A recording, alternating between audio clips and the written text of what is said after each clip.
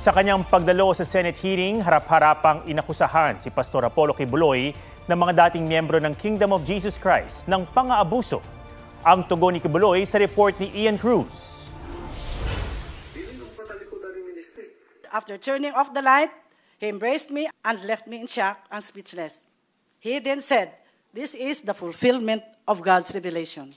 You cannot say, I don't want, because if you say I don't want, he said, you will go to hell, like things like that. Isinalaysay ng mga dating miyembro ng Kingdom of Jesus Christ ang naranasan umano nilang pang-aabuso sa kamay ni Pastor Apollo Kibuloy. Ang Ukrainian na si Yulia Voronina, bahagi raw noon ng pastoral ministry. Nobody can deny that there is a pastoral ministry, even Mr. Kibuloy himself.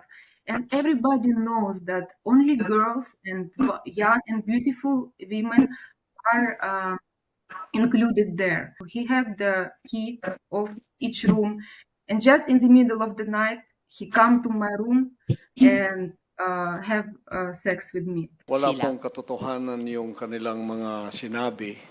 Kung meron po silang mga charges na kriminal laban sa akin, malaya po silang mag-file ng kaso at doon ko haharapin. Isa sa mga orihinal na miyembro ng KOJC, si Teresita Valdehueza, na hindi lang daw nakaranas ng sexual abuse, pinaghanap din daw siya ng pera para matustusan ng gasto sa KOJC at marangyang pamumuhay ni Kibuloy at ibang opisyal ng grupo. May kota raw ang mga KOJC worker at minsang nakalikom ng 10 to 15 million pesos.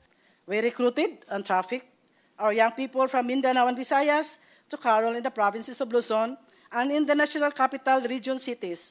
Marami pong estudyante na Nobyembre pa lang kailangan nang mag-absent sa paralan at ang iba hindi na nakabalik sa pag-aaral dahil inuna ang simbahan. Wala pong ng KOJC. polisiyang ganon ang kingdom na magpalimos. Hindi po. Wala pong katotohanan yun. Pinarusahan din daw siya at hindi pinakain ng ilang araw dahil sa mga gawa-gawang akusasyon. Lumalabas sa investigasyon ng PNP na nasa 200 babae ang na-rape di umano ni Kibuloy. May private army rin umano siya na kung tawagin ay Angels of Death.